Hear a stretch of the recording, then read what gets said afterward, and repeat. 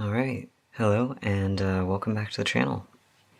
Today we are doing a sketchbook tour for Sketchbook 13. Before I get into the art, I do want to briefly touch on the sketchbook itself. This sketchbook...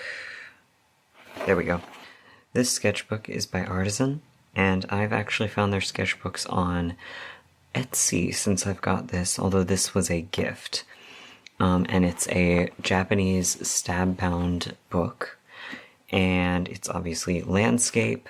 My thoughts on this sketchbook, I just wanted to give them. It's a very nice sketchbook. It is a very high-quality sketchbook. The way it's put together is done very, very well. The cover is fabric, so it's aged really, really nicely, and it feels really nice to touch. And the paper isn't very thick, but it behaves like it's a lot thicker. And it also behaves a little bit like it's been sized like watercolor paper, even though it's definitely not watercolor paper. It handles it very well, and it looks really good when you use watercolor in this sketchbook, which is really important to me. But let's get into the actual sketchbook itself. So I started this sketchbook in November 25th, and I've finished it April 8th. So it took about 4.5 months for me to finish this sketchbook, which is pretty good for me. Pretty good. It's not quite as quick as I would have liked to, but it is what it is. So I started with this, which is, I was in a Christmassy mood already when I started, so I did some like Christmas robins. And I think they're cute. They're fun. I then did a page full of Bibble from Barbie Fairytopia because he's a lot of fun. I like this one that I did with no lines, but I think they're all actually pretty good. Did some portrait studies. They're okay. I think I did them straight in ballpoint pen. But, you know, there isn't much to say. They're not great, they're not terrible. Thumbnails for the rose painting and swatching colors for that, so. And then on this one, here. I'm gonna raise the camera a little bit. Okay, that seems a little bit better. It's just such a long sketchbook. And this page, we've got a dragon that apparently has like squirrel ankles. So that, a little doodle of a character of mine. He's called Buttercup. I was working on my YouTube banner here, just working on ideas for that. We've got the Valentine Demon sketch. I did this ages ago, or ages before I did the painting, but then Valentine's Day came up and I thought it would be perfect. Lots of doodles. I was thinking about Year of the Dragon, because I do that Chinese zodiac thing every New Year. And then another Chinese dragon over here, and a little blob person. That was just a blob of paint, and then I doodled on top of it because I thought it looked like a little person, and then I glued it in here. Ooh, this is a page full of, what is it called? Oh yeah, the Koh-i-Noor magic pencils. I did lots and lots of kind of nature-y scenes with that, and I really like it. I like this mushroom a lot. I like how much texture those pencils give. I think it looks really, really nice. Fun fact, this was going to be my first draw with me, but I didn't like how the video turned out, so I did something else. But I really like most of these. I don't like this one, but I really like how most of these turned out. This one was actually one of the last pages I finished, because I sketched all of the poses out, but then I didn't finish it until just the other day. I never got around to inking it and painting it for a really long time. But everyone does those like character gender bends, and I was like, okay, I want to try it. I want to give it a shot. And I had done the Bibble page not that long ago when I sketched this and planned this out.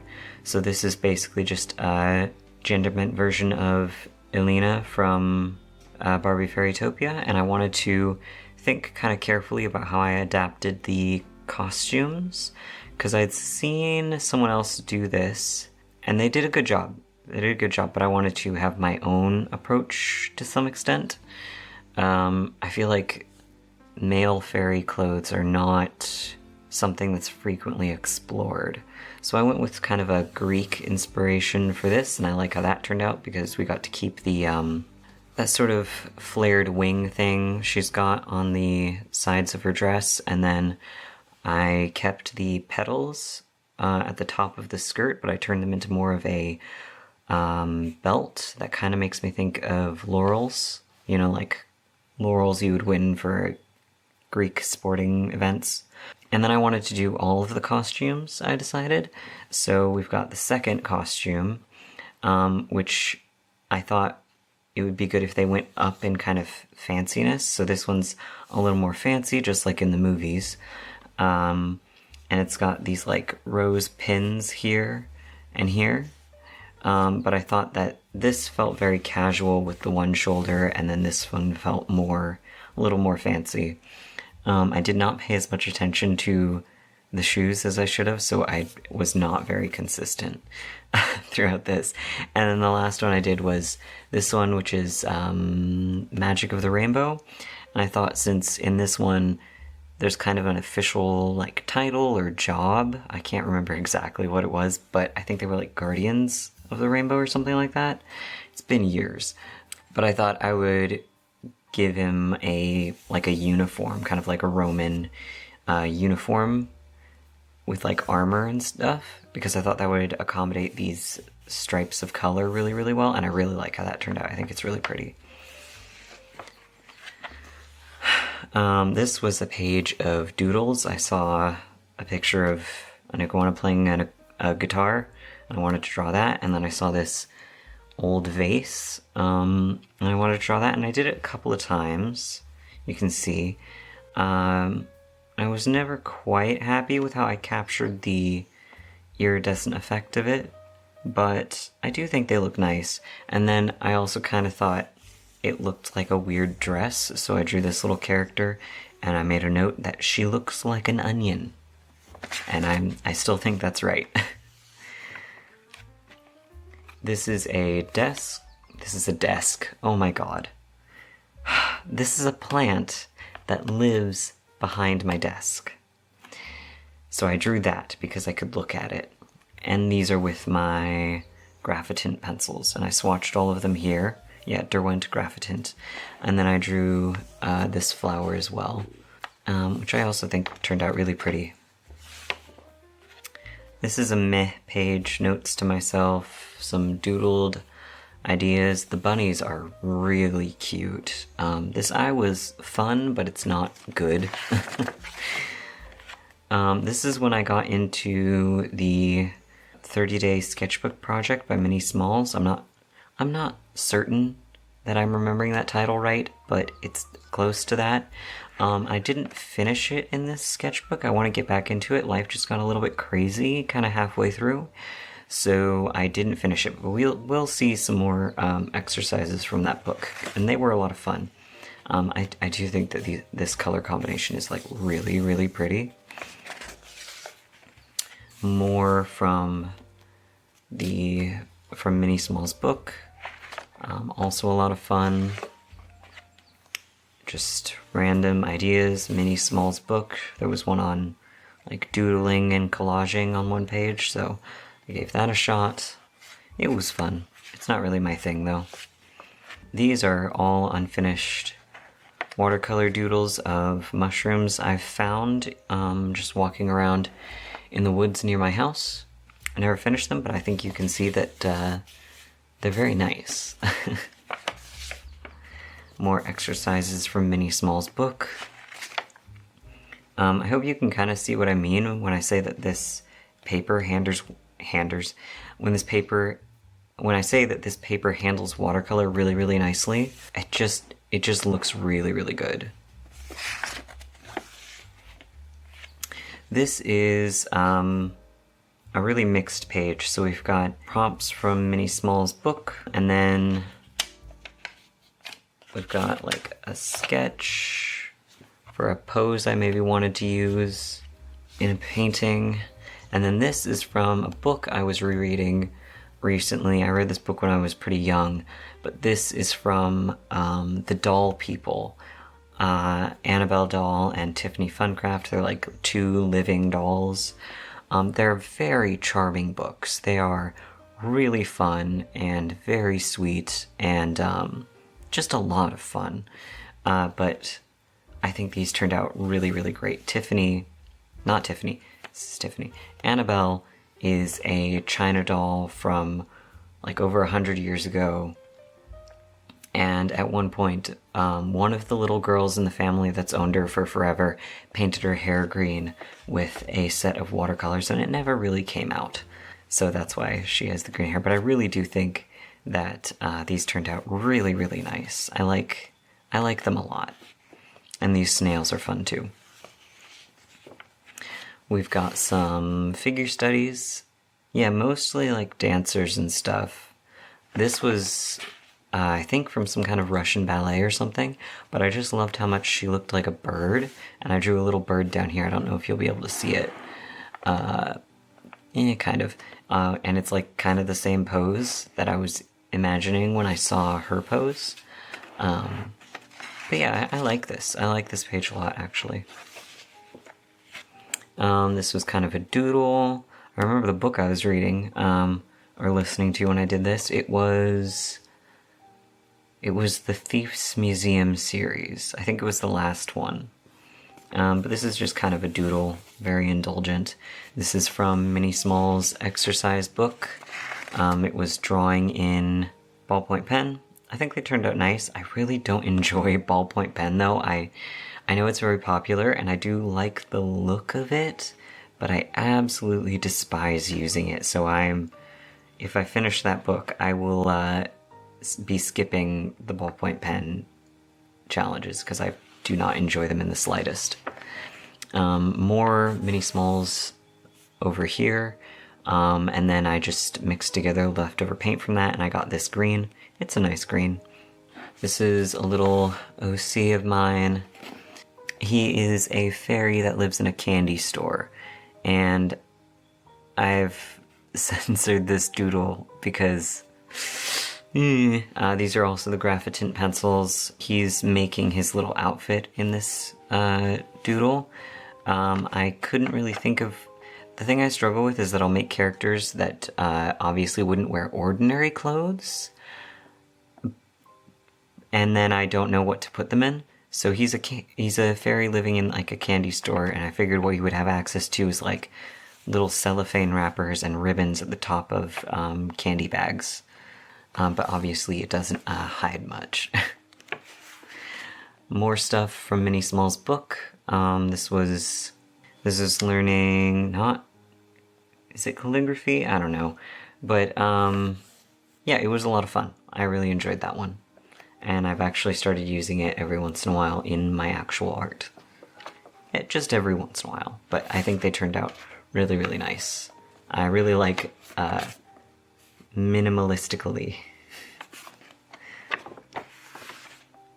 This was a study of someone's photograph. The name was... I couldn't really find the name. It's Pinterest. Doodles of ideas for something. For the fairy comic. I don't think I'll go with this, but I do think they're nice. More ballpoint pen. I do not like ballpoint pen. And then I did some stuff in watercolors that was similar, and a little boat. Face studies for the same fairy comic project. I wanted a very particular kind of face, and I was having trouble finding the right kind of face to reference. I want something that's kind of dainty, but also looks like it would make a strong, grumpy expression. And that's apparently not super easy to find. And then some flowers. I think these are really, really nice. I really like how these flowers turned out with the colored line art and the watercolors working together. I really, really like these. I wanted to work on stylizing flowers for the fairy comic. And I need to keep doing that because I want to keep in practice, but I really, really like how these turned out. I thought I was recording. I was not. Okay. These are more flower studies. We've got like dandelions and violets and thistle. And I really like how these turned out. This is a study of a garden. I think I'm using my White Nights palette here, but I'm not certain. But I think that's the only palette I have that has both this kind of cadmium orangey color and a lemony yellow. So, but this was done entirely with these colors and these colors of pencil.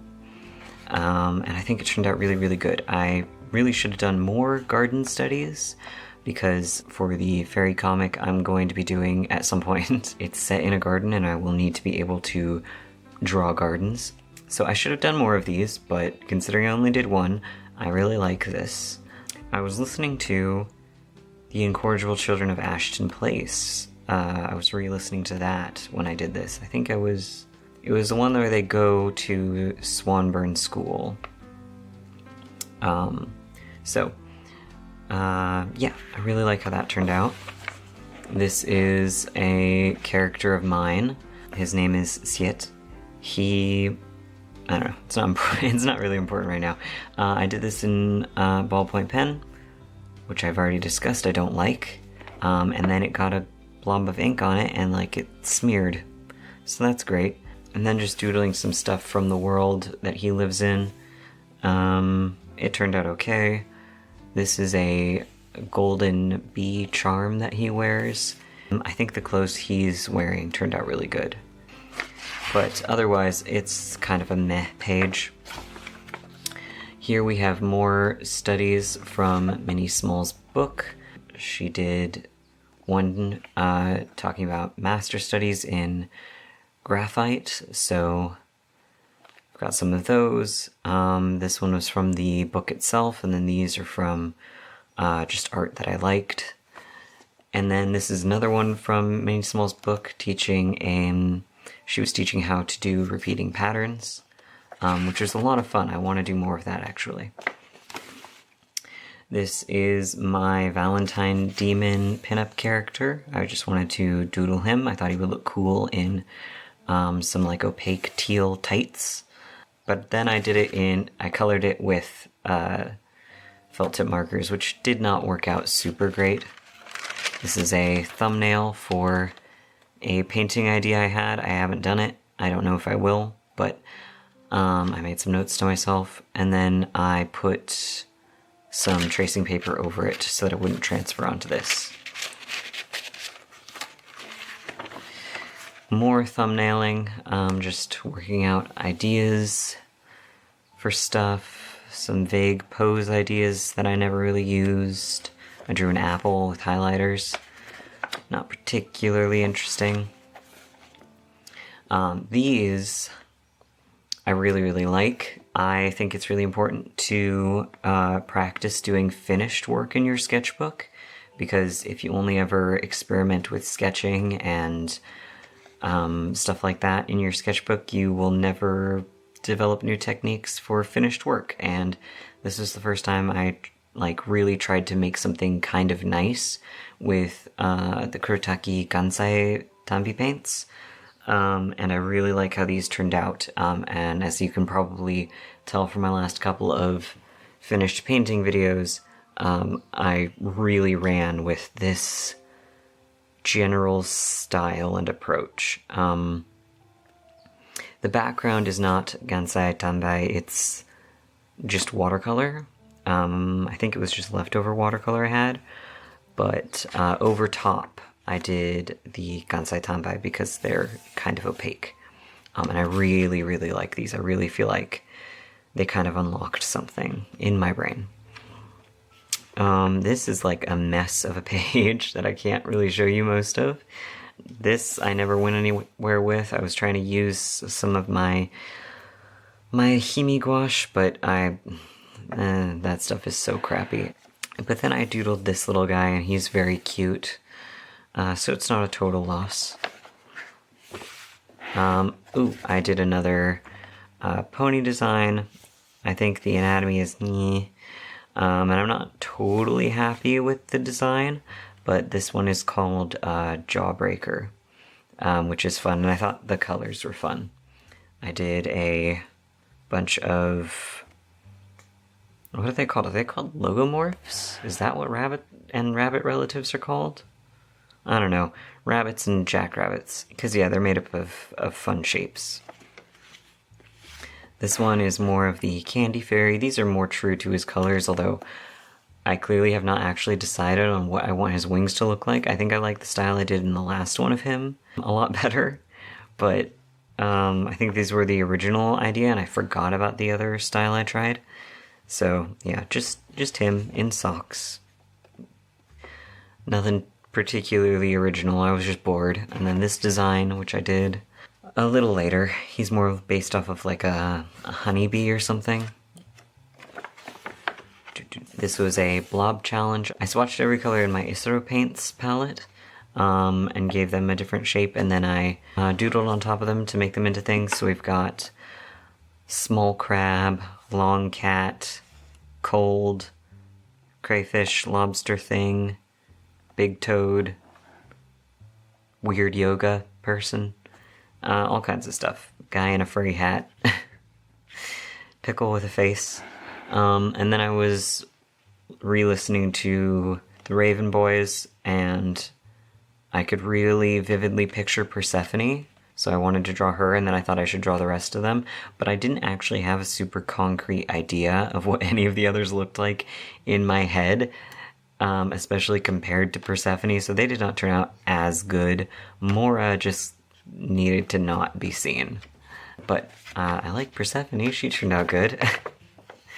Ideas for a miniature. I had a super vivid idea for making a little, like, bait and tackle shack at the end of a dock. Because I really love miniatures, and I really want to get into making miniatures. And I'd been, like, struggling to come up with a reasonably small idea. This might not seem small, but it's a small project. It's meant to be a very tiny building. It's just very detailed. But yeah, I'm really like this. I've got like a whole little story in my head because my brain just does that. But yeah, I think it'll be very, very cute. I got the whole idea because we got like a bag of those little tiny oranges that are in the plastic net fruit bag, and I was like, oh my god, this would be a great miniature fishing net. So that's where I got that idea. I am talking myself hoarse.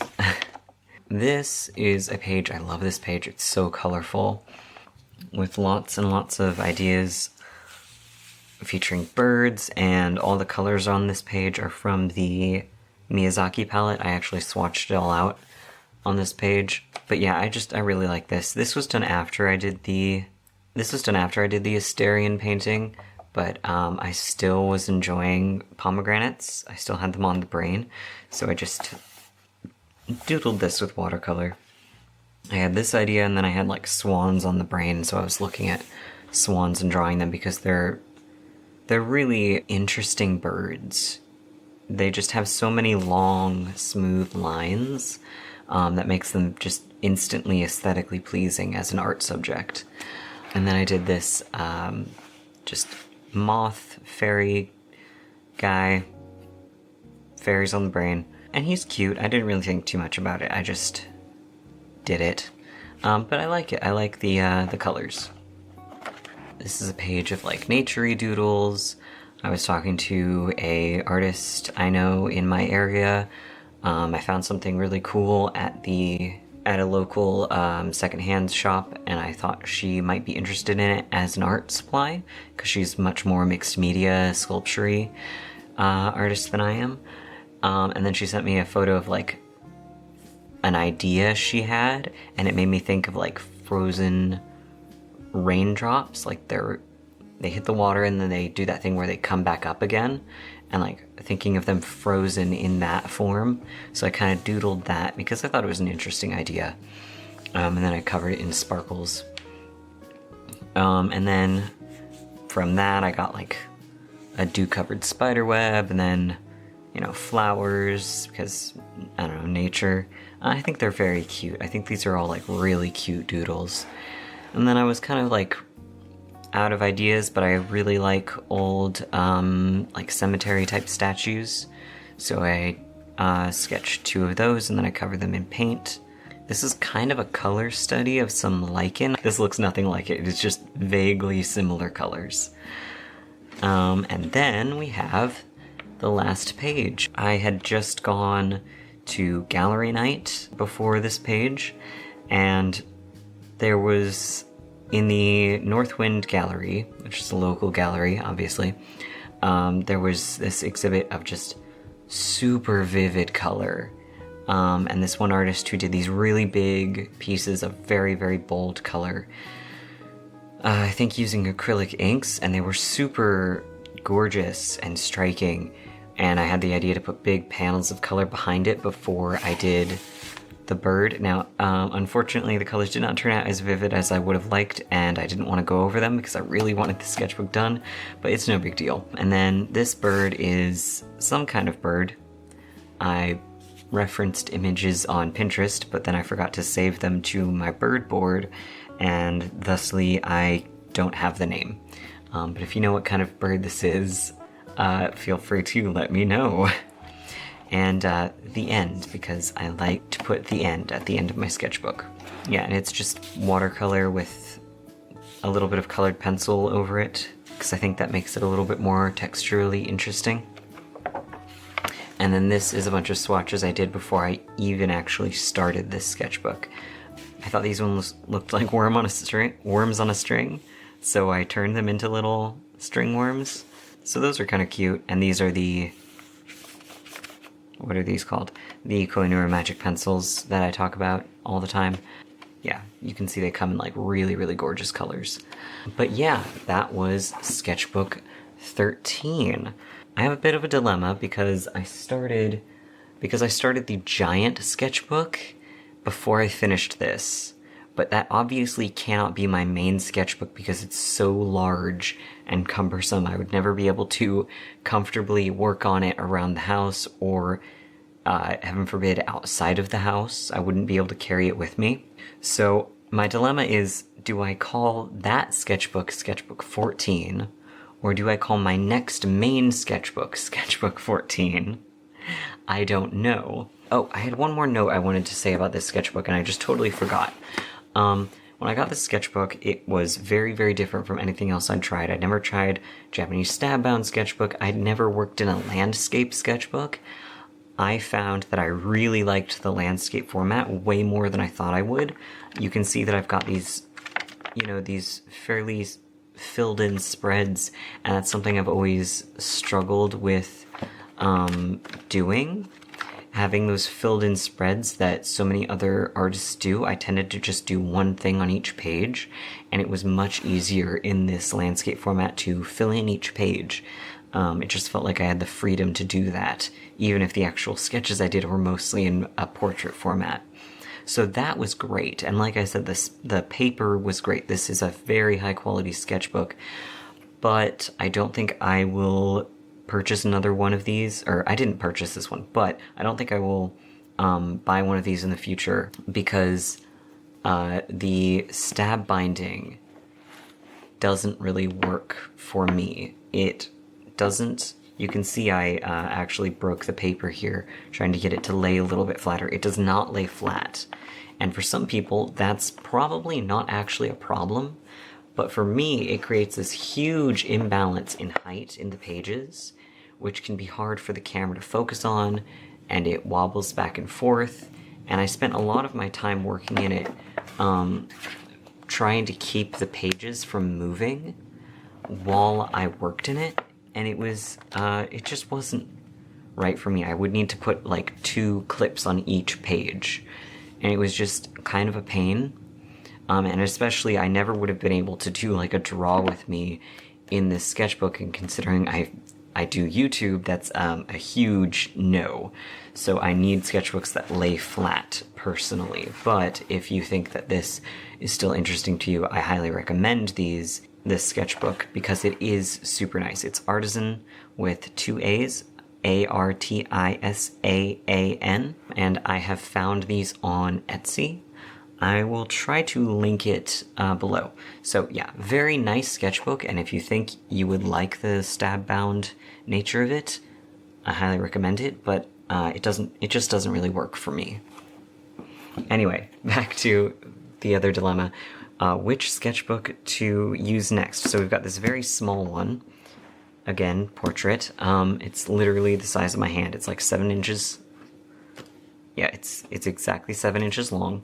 Or tall, and it's spiral bound, which I don't love, but this is my favorite sketchbook paper. They don't, as far as I know, they don't have a non-spiral bound version, but this is my favorite sketchbook paper. It's really, really nice. It's 110-pound, acid-free, white paper, recycled, and it's just really, really nice. It handles so much stuff so well. I have worked in this exact one before. It was a long time ago, but I did enjoy it. And it's bright white paper, which I do like. But I don't love ring-bound sketchbooks. On the plus side, it does lay completely flat. And it's a very convenient size to carry around. But, yeah, don't know. Paper, amazing. Format, iffy. I ran out of memory. So close to the end of this. Okay, so, let's talking about this one. I've never worked in a sketchbook with, ooh, that's bright. I've never worked in a sketchbook with this sort of speckled texture to the paper. So that would be interesting. It's square, it's also 7 inches, but it's 7 by 7. The paper is